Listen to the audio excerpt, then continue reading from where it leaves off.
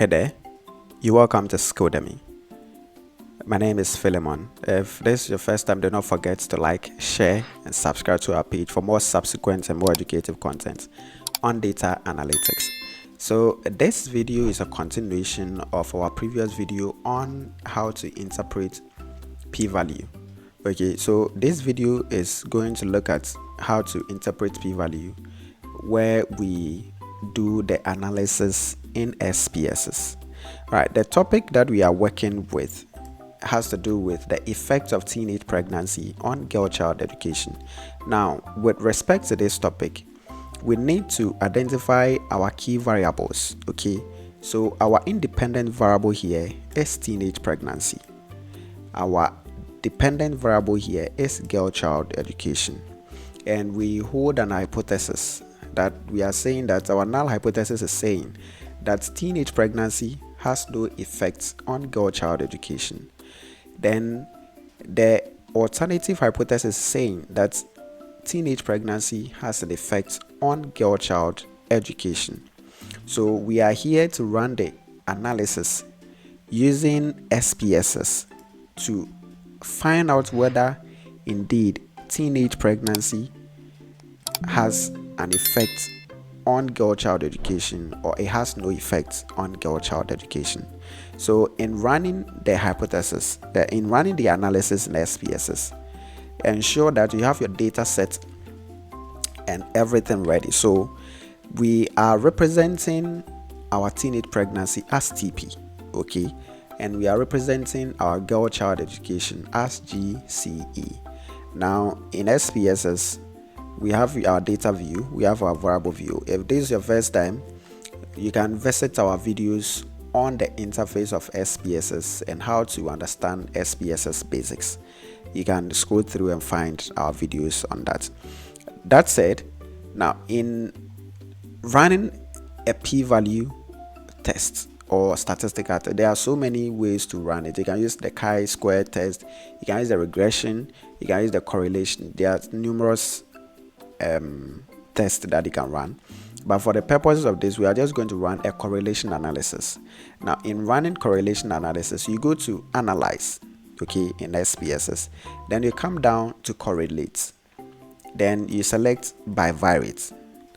So ordinarily, when you realize that your data set would be in this box, then you have to move all of them into this box.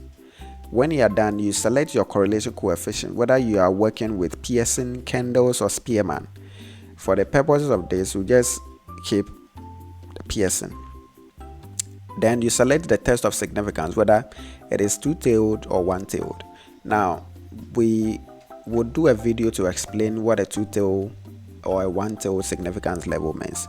But when you are done, all you have to do is to check the flag significance correlations. Everything is set, then let's run and see the results. All right, now this is our results.